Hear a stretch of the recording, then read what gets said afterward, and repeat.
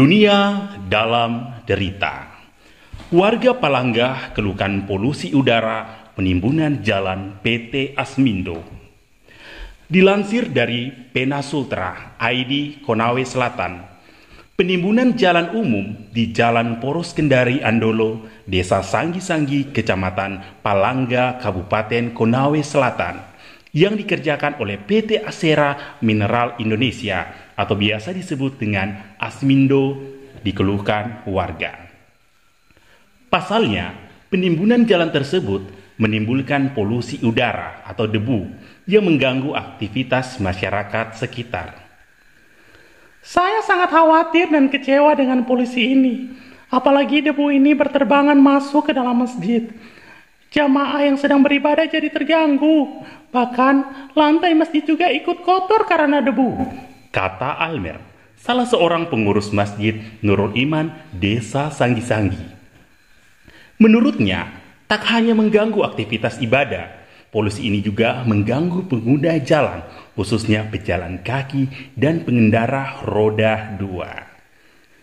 Semenjak penimbunan jalan ini, setiap waktu masjid harus selalu ditutup. Belum lagi setelah keluar dari masjid, semuanya tertutup debu. Mending tidak usah ada penambahan jalan, kalau ujungnya meresahkan warga. Tegas Almer. Tegas Almer. Sementara itu, salah seorang ibu rumah tangga yang tak ingin disebut namanya mengatakan, pakaian yang ia jemur kerap dikotori debu. Anak-anak di lingkungan ini sering mendapat batuk dan sakit. Yang paling bikin khawatir kalau debu ini menempel di pakaian anak saya. Saya takut anak saya terpengaruh, tutupnya. Untuk diketahui, penimbunan jalan yang dilakukan oleh PT Asmindo ini rencananya akan digunakan jalan umum sebagai jalan hauling perusahaan. Terima kasih. Baik, berikut wawancara oleh rekan kami Anca Ardiansah di TKP. Kepada Anca, silakan untuk melaporkan. Baik, terima kasih Saudara Rohim. Jadi saya sedang berada di TKP ini. Saya rencana mau wawancara seorang kakek yang terkena dampak debu. Oke, baik kakek, bagaimana menurutnya kita soal penimbunan jalan yang dilakukan oleh PT Asmindo ini? Aduh Delana, kalau saya tidak setuju. Banyak sekali debu. Ada pidela saya mau TBC. Aku tuh TBC dela kena hendak inono. Istighfar. Aduh. Nyebut. Abut. Bukan begitu ke maksudnya. Syahadat.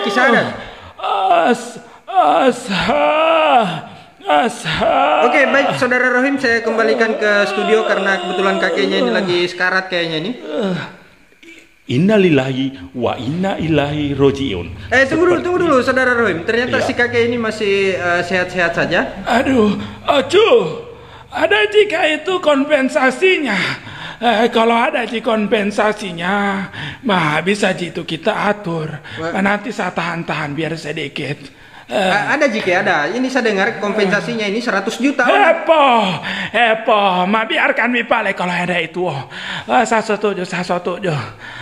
Tempe, kapan itu nanti kayak dilihat setelah ada keputusan dari pemerintah apakah PT Asmindo ini jadi menggunakan jalan umum atau tidak ya. Oke, baik Saudara Rohim, itu laporan saya dari lapangan secara langsung. Saya kembalikan ke studio. Baik, itulah tadi laporan dari teman kita Anca Ardiansah. Terima kasih telah menyaksikan Dunia Dalam Derita. Silakan menyaksikan program berikutnya.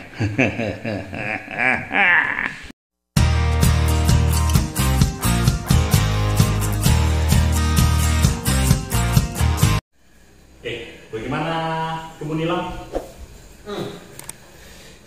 Nilam, baru lagi saya mau menyilam nih, banyak yang masih kemarin. Tapi Rahman sudah panen kita. Sudah menyuling mana? Iya kan? Ada berapa karung dapat? Tadi itu 28 karung, tapi masih basah. Sementara menyuling. Banyak itu. Situasi dia memanen lagi. Sekarang pasarnya beda di cuaca kayak dulu.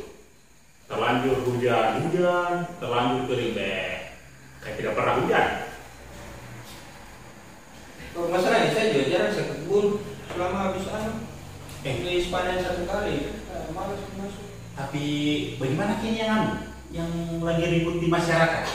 Masalah apa gitu yang mereka tolak-tolak katanya? Masalah jalan, masalah PT, apa itu yang lagi mereka ributkan? Oh, ya kemarin orang demo kan?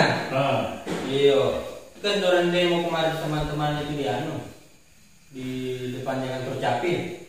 Kurang tidak ikut kan? Nah, saya jadi orang satu jurus kebun. Saya pas lagi lagi ada pesta keluarga. Tuh PT Asmindo. Oh, yang di Asera itu? Bukan. Itu maksudnya itu PT Asmindo bukan PT Asera? Masa tidak tahu juga. Yang jelas itu PT Asmindo yang orang demo kan itu karena dia mau lewat di jalannya kita di konser. Di konser. Iya. Terus bagaimana ceritanya itu? Saya kira kau tahu itu masalahnya. Aku merasa pagi diributkan itu sampai banyak aksi penolakan. Masalah ini rencana penggunaan jalan untuk haulingnya PT Asmindo. Tapi katanya sedengar-dengar ini banyak masyarakat yang tidak sependapat kalau jalannya kita digunakan untuk hauling pengangkatan nikel. Jadi ceritanya nggak mau pakai kita punya jalan ini yang di jalan poros ini sepanjang jalan ini. Bisa dengar begitu karena katanya itu dia memuat dari Konawe sana dari mana? Dari Lambuya. Pantasan padahal itu yang jalan-jalan di dekat jembatan. Lagi ditimbun. Kayak nih banyak jalan-jalan berubah yang sudah ditimbun. Berarti bagus sih. Berarti bagus. Kalau usah lewat kemarin itu, berarti orang yang menimbun itu. Mereka yang menimbun. Itu sebenarnya pendekatan mereka sama masyarakat, sebagai bentuk komitmennya mereka dalam menjaga jalan, supaya kemudian masyarakat tidak melihat bahwa ketika mereka gunakan di jalan terjadi kerusakan. Mereka coba tunjukkan komitmennya mereka untuk jaga ini kita punya jalan dengan melakukan perbaikan terhadap jalan-jalan yang rusak. Makanya untuk perhatikan ini jalan. Maborati. Bagus itu kalau udah timbun-timbun kita punya jalan, apa kan masalahnya? Oh yang mau bagus. Baru kemarin berdebu di depan rumahku. Ini orang lagi hujan sih. Hujan lagi. Tidak hujan terus bos. Seandainya hujan tiap hari dia siram terus.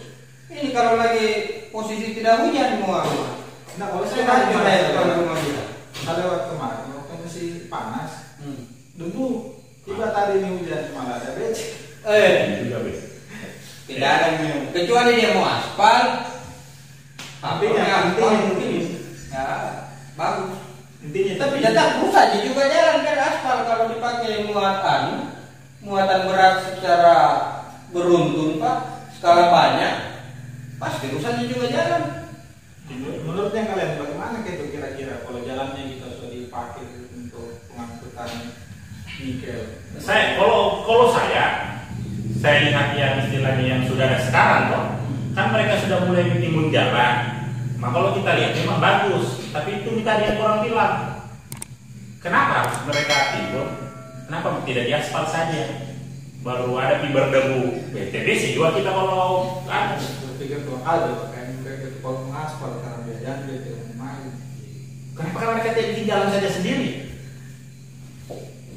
Hitungan biayanya juga itu. Jauh sekali orang memuat. Jauh.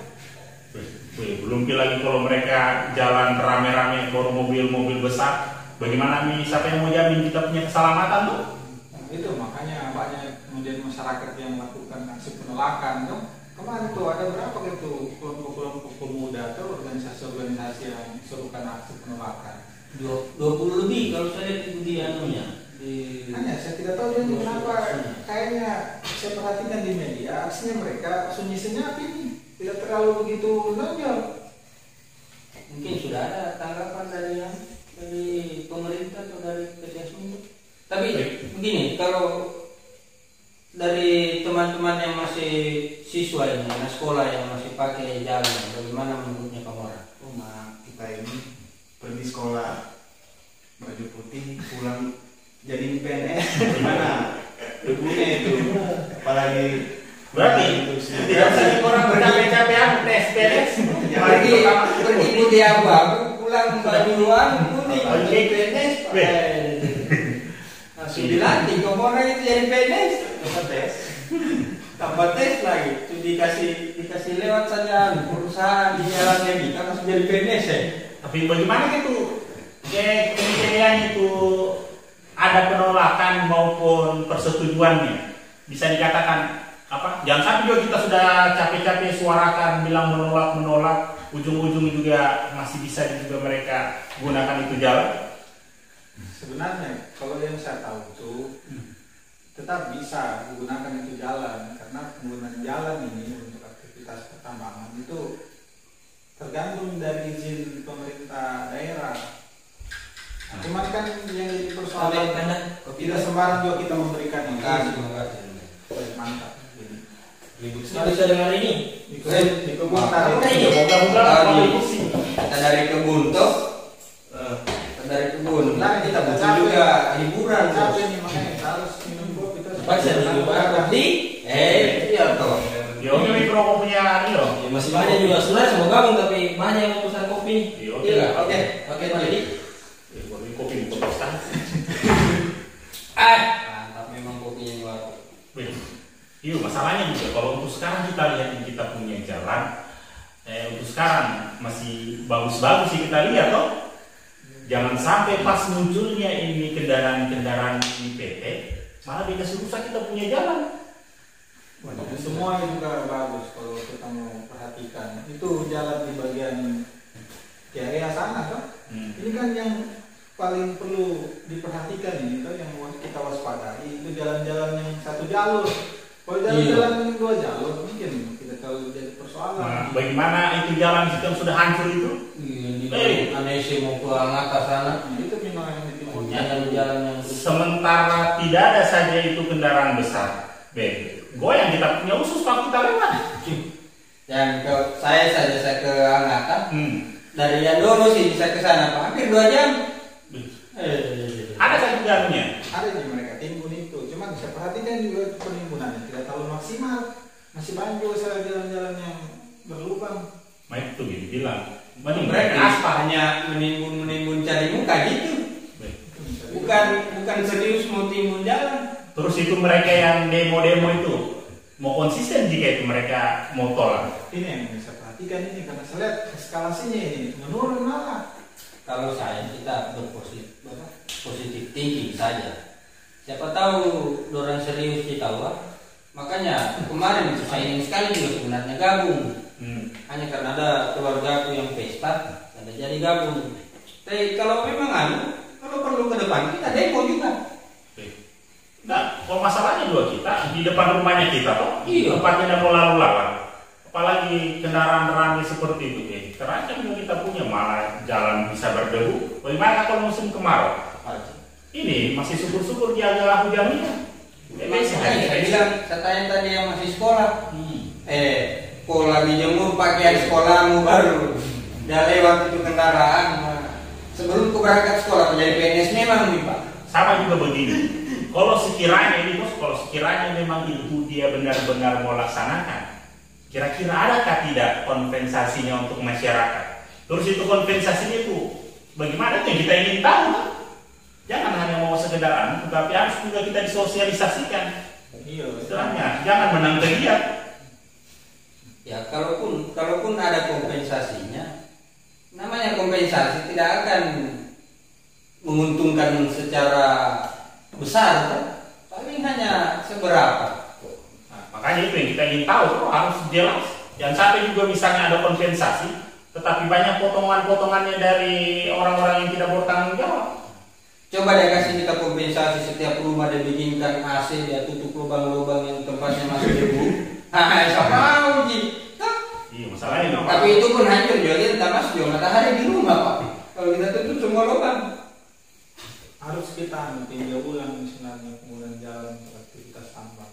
Apalagi nih saya perhatikan kan banyak sekali rumah-rumah area sini yang berdekatan sekali dengan jalan kan, termasuk juga masjid. Nah, nanti kan kalau misalnya mereka lewat baru jalan dalam keadaan masih banyak yang rusak, debu. Itu kan debunya bisa merembes kena halaman rumah atau bahkan mungkin masuk rumah. Yang kita khawatirkan nih, bagaimana kalau sampai TBC orang tuh, kena paru-paru, Jelas. tidak main-main juga itu biaya pengobatannya. Iya, belum lagi orang berkendara yang paling parah lagi itu kalau misalnya sampai terjadi kecelakaan. Iya. Bagaimana orang yang lewat? Kau ingat di dulu PT Johnling tuh? Apa sih? Waktu dia gunakan jalur ini PT Johnling bagaimana dia guys? Tiap malam kalau lewat itu kendaraan perusahaan sampai berapa kali terjadi kecelakaan kan? Kita tidak minta-minta juga intinya kecelakaan, tapi sudah kalau namanya kendaraan besar yang lewat, tahu di masyarakatnya kita juga masih banyak yang belum terlalu tertib dengan rambu-rambu lalu lintas, tata cara berkendara, susah dihindari. Ini memang asas manfaatnya harus ditinjau ulang, toh. Karena kalau berbicara izin bolehnya ini penggunaan jalan untuk kegiatan pertambangan, untuk lalu lintasnya pengangkutan nikel misalnya, itu boleh-boleh saja dibenarkan. Cuman kan harus ada pertimbangan yang tidak sedikit, toh. Harus ada analisis panjang juga. Artinya dampak sosialnya. Artinya saya mau bilang harus sonang di atas, sonang di bawah. Jangan hanya dia saja yang mau sonang. Ini masyarakat, toh. Dan pemerintahnya juga kita, terutama pemerintah setempat yang Konawe Selatan ini, ya harus dia dengarkan aspirasinya masyarakat. Dan mereka juga yang pergi demo-demo, jangan sampai sudah ditutupkan nian, odoi, berhenti nih, tidak sesuai lagi dari yang pertama-pertama. Tapi mudah-mudahan tidak begitu di daerah. Itu yang kita berharap. Kita berharap sama teman-teman yang duluan melakukan aksi, melakukan penolakan supaya mereka tetap konsisten. Nah, kita ini karena kita belum terlalu tahu banyak soal ini, paling kita masih sibuk di Lokus Nilam. Paling tidak kita juga harus tahu, toh. Jangan kita apatis dengan beginian, karena ini berdampak sama kita ini, Pak. Seandainya dia lewat di hutan-hutan yang tidak ada rumahnya, menurut saya mungkin tidak seberapa di dampaknya. Yang jelasnya kita punya rumah dekat jalan, pasti sangat berdampak. Jelas ini ya. Lebih kesin saya ada kiosku. Itu yang paling ngeri kios. Tiap hari nih pengolahan itu barang-barang jualan. Baru saja di rumah di jemuran tuh dekat dengan jalan, terpaksa sama angkat lagi jemuran. Kok pindahkan jemuran di belakang rumah? Jangan sampai baju putihku jadi baju penis semua. Tapi kamu orang ini bagaimana kan? Jangan sampai kamu orang juga dukung itu penggunaan jalan. Saya kalau pribadi dengan kita punya cerita-cerita tadi, saya menolak. Karena kita pikir jangka panjangnya tuh. Intinya kasih jelas dulu nih barang. Bagaimana asas manfaatnya kepada kita semua sehingga kita benar-benar bisa terima. Tapi kalau belum jelas, ya, kita mengikuti juga menolak rame-rame. Misalnya untuk melempar Rio. Itu anarkis juga itu. Kita tidak dididik, walaupun kita petani, kita tidak pernah dididik begitu. Terus kalau kau sendiri bagaimana? Kalau saya sempat berpikir itu hari begini. Kalau memang mereka diizinkan sama pemerintah dan ada kompensasinya ke pemerintah dan masyarakat, saya mengikuti. Begitu pikiranku pertama toh. Nah, tapi kalau begini juga Pak, cuma timbun-timbun saja jalan tidak diaspal, kemudian mereka gunakan jalan ini dengan skala banyak. Ya pasti akan seperti yang dulu lagi perusahaan yang lewat di jalan umum jadi hancur-hancur. Betul kita Pak. Kalau saya tahu yang harus kita pantau, jangan sampai tiba-tiba ini kita lihat jalan langsung tiba-tiba digunakan. Buat kita tidak tahu bagaimana prosesnya tuh, jangan sampai ada permainan di atas, buat kita tiba-tiba langsung dengar diizinkan tuh diterima begitu saja. Saya dengar kemarin udah cerita teman-teman itu, katanya sudah ada beberapa desa yang setuju. Itu bisa ada bilang. Iya, dorang langsung minta langsung minta persetujuan sama kepala desa dan aparat desa. Kenapa kita tidak tahu?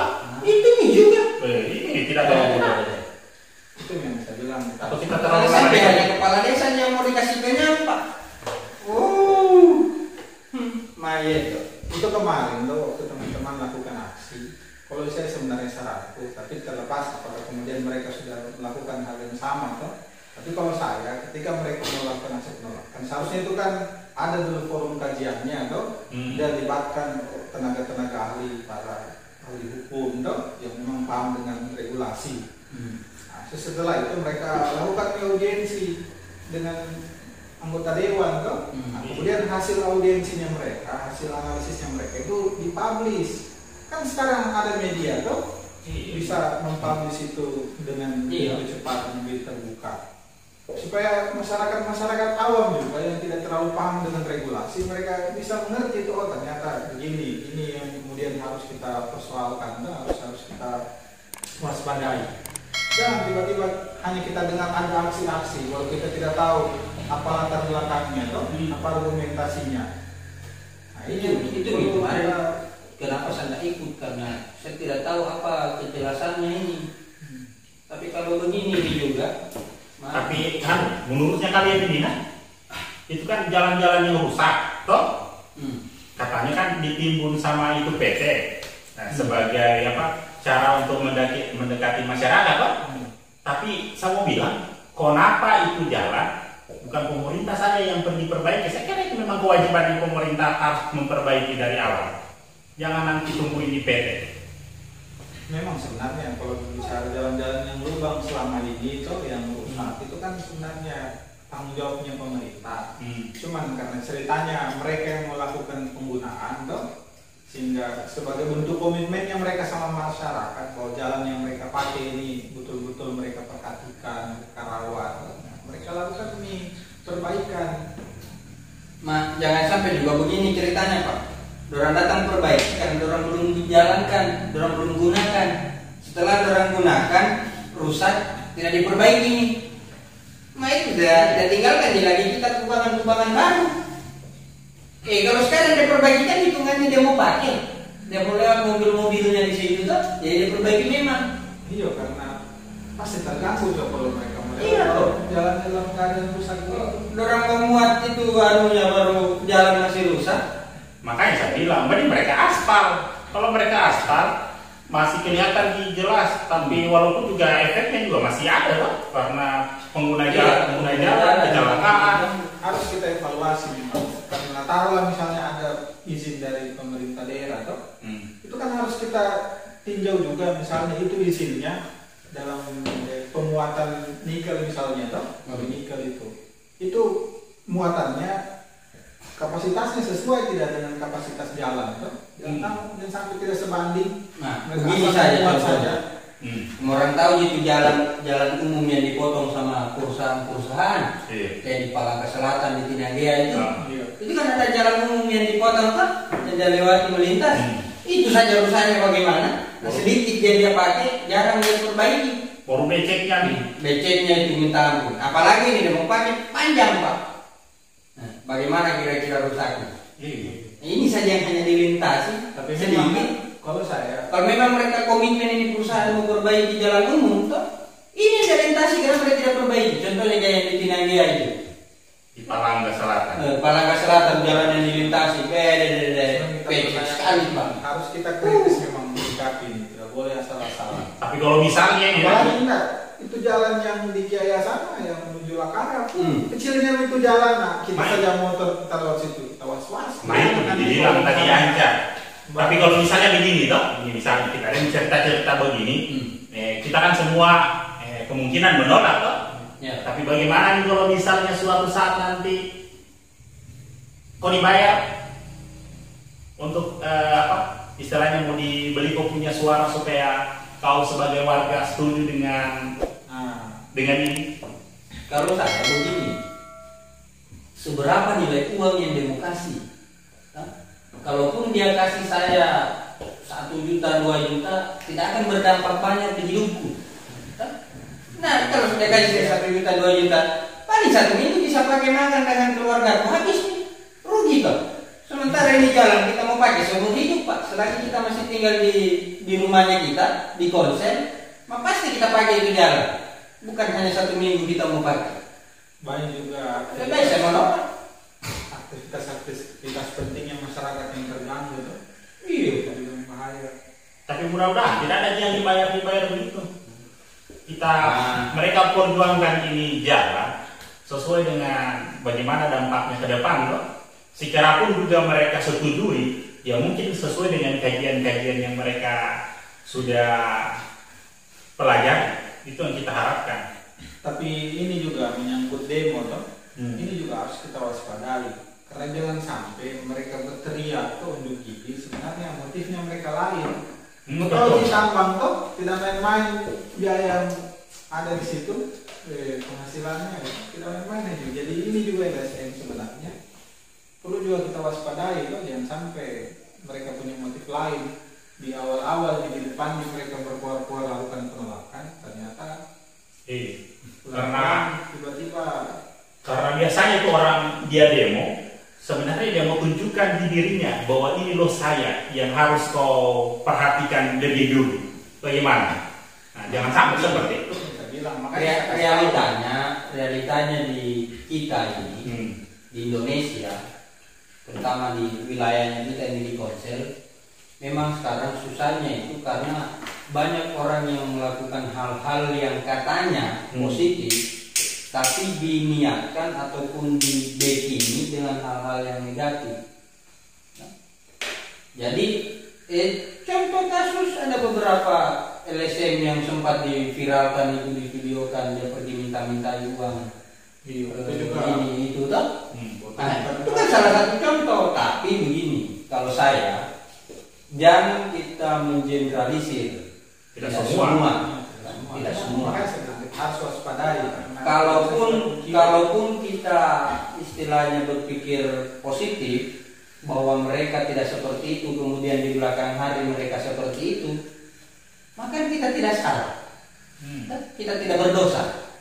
Yang salah itu kalau kita belum tahu kejelasannya mereka tahu ini demo betul atau tidak, kemudian kita terlalu suzon dengan mereka, nah itu salah juga.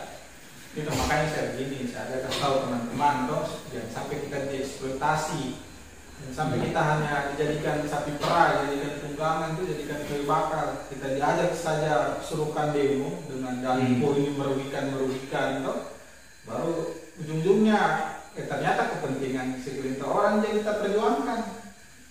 Itu juga yang perlu kita waspadai. Karena tidak sedikit juga selama ini banyak sekali orang demo baru dia tidak tahu duduk masalahnya. Mereka cuma sekedar ikut-ikut saja memeriahkan tuh. Apalagi mungkin karena ada ketokohan tertentu di situ yang mengajak, akhirnya dengan terpaksa mereka ikut-ikut saja. Masalahnya juga begini, kalau kita mau bilang istilahnya ini masalah klasik di daerah-daerah lain juga begitu juga. Ujung-ujung masyarakat kecil di kesenian yang dijadikan korban.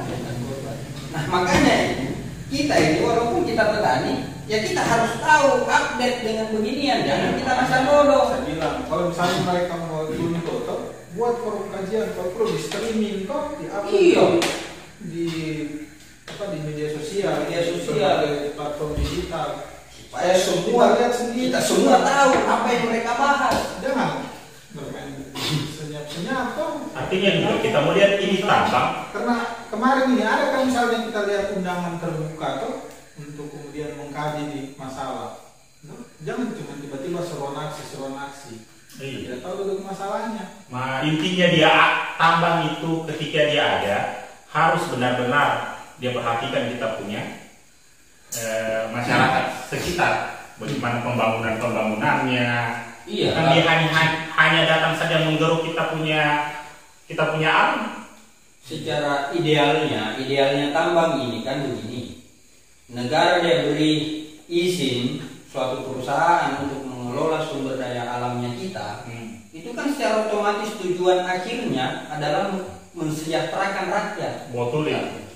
Tapi kalau kita lihat kayak kita di Korsel sudah berapa tahun ini ada tambang, apakah tujuan akhir dari pengelolaan sumber daya alam ini mensejahterakan semua rakyat Konawe Selatan.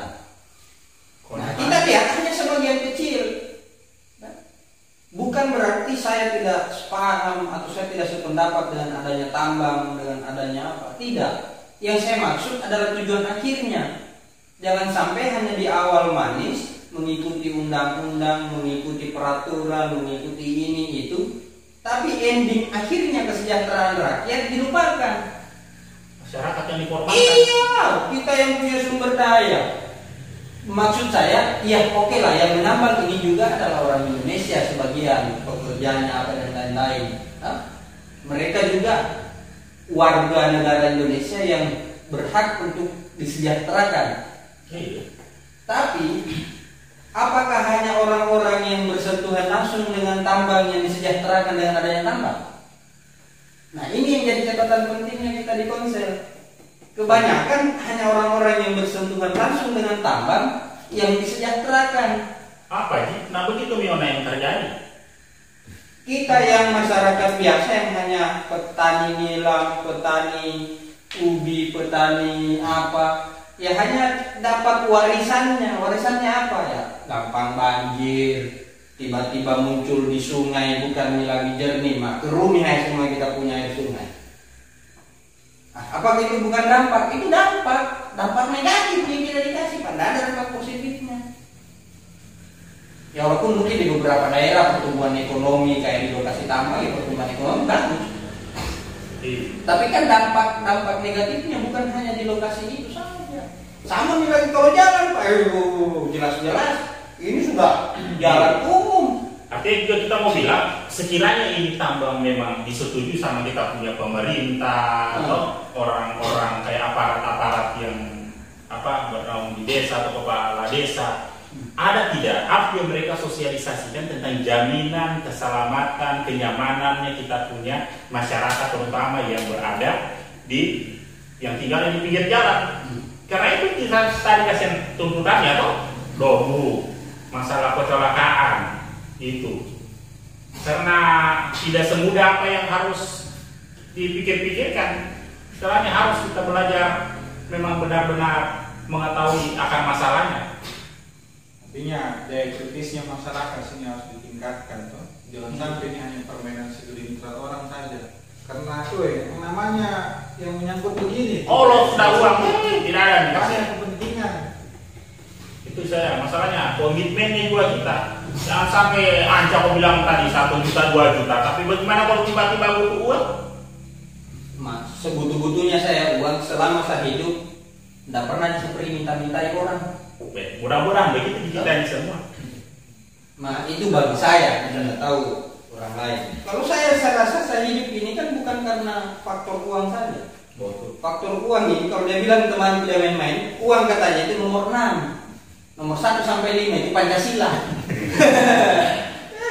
Sampai juga tidak sebanding dengan biaya yang pergi rumah sakit obat TBC. Itu bisa bilang.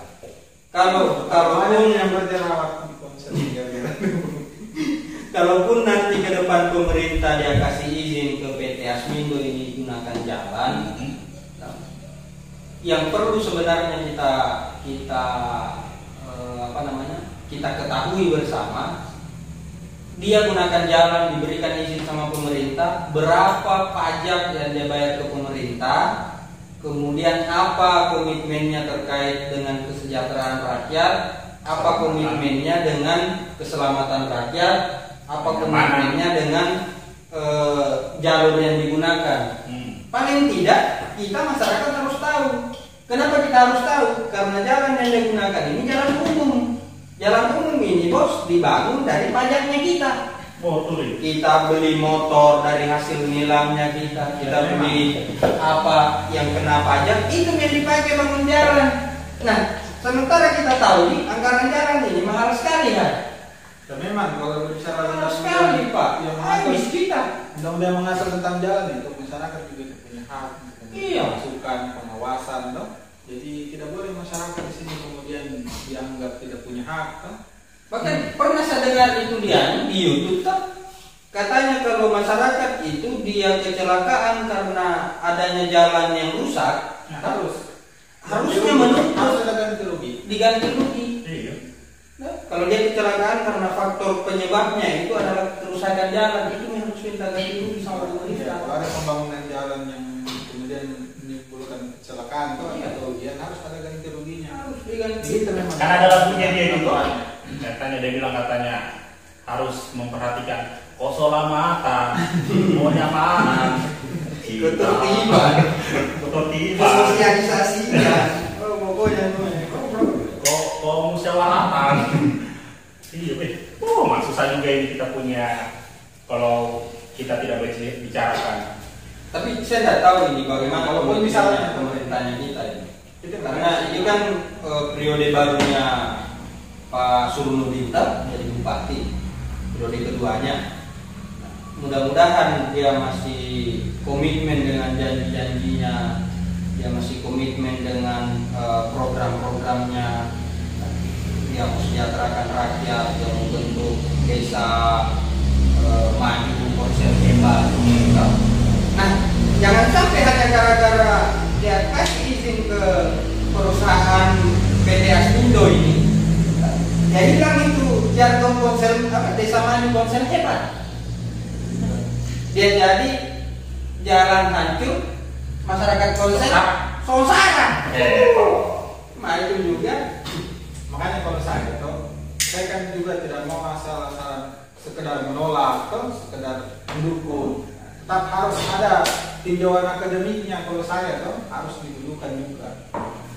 Jadi kalaupun misalnya taruhlah pemerintah yang memberikan izin, masyarakat jangan terima mentah-mentah. Harus tetap masyarakat lakukan analisis di situ dong. Misalnya kayak tadi itu muatannya bagaimana, sebanding tidak dengan kapasitas jalan, kemudian waktu penggunaannya dong, yang sampai juga 24 jam berhenti Tapi dulu habis itu banyak yang harus dipertimbangkan di situ. Karena aku singgung mengenai muatannya dengan kapasitas jalan. Tanya, selama ini kendaraan yang lewat di jalannya kita ini kendaraan yang berlebihan kemuatannya standar gitu, standar saja rusak. Apalagi yang jelas muatan banyak dan intensitas muatnya ini rutin. Kan itu juga yang harus kita pertanyakan terkait izinnya nanti misalnya waktu penggunaannya itu berapa lama? Jangan sampai 7 turunan. Baru kalau 7 turunan, baru tidak ada tanjakan. 7 turunan saja. Bukan turunan jalan, bukan turunan generasi. Tapi kalau mau lama juga, jangan sampai dia mau kasih pindah Gunung Semeru ke sini, Pak. Tapi masalahnya juga yang orang bilang tadi, yang demo itu sampai berapa organisasi kan? 20 lebih. 20 lebih itu banyaknya. Kalau 20 lebih organisasi ini baru suaranya mereka tolak baru tidak diterima atau ujung-ujung ada masalah dipertanyakan kita punya para orang-orang yang demo itu. Nah, bukan barang banyak, 20 organisasi, 20 orang saja sudah banyak, apalagi ini organisasi. Masalahnya ada organisasi itu juga di situ yang masuk. Iya kan? Iya. Organisasi kotanya ada itu. Saya ini pengurusnya juga organisasi Pekan IB, Pak. Nah, kemarin itu kan salah satu yang melaksanakan demo dari organisasi itu. Begitu? Iya kok. Oh tidak usah ternyata imam. Organisatoris dong. Biar kita ini bertani, biar kita ini dianggap pekerjaannya kita ini pekerjaan orang yang tidak cerdas. Tapi kita ini petani milenial, Bos. Harus kita tahu juga permasalahan-permasalahan. Iya, tapi kok punya nilam kenapa banyak yang mati? Berarti kok tidak organisir juga kok punya nilam. Itu bisa bilang tadi. Karena kita kasihan ini banyak kesibukan selain bertani, tidak fokus menjadinya. Tapi saya bersyukur walaupun saya tidak fokus ada juga hasilnya. Masih sehat juga toh. Daripada saya hanya berorganisasi, saya tidak bertani, saya pergi minta uang sama orang-orang, Pak. Tapi saya sambil bertani. Karena berorganisasi ini kan mengetahui segala sesuatu yang terjadi di lingkungannya, kita kewajibannya kita juga. Betul. bertani ini kewajibannya kita juga untuk Nah itu melakukan pelajaran sudah buat kamu. Tapi saya kira banyak itu dananya itu kalau di taman-taman gitu. Kenapa tidak mau naik helikopter saja? Nah, Mulai itu ya.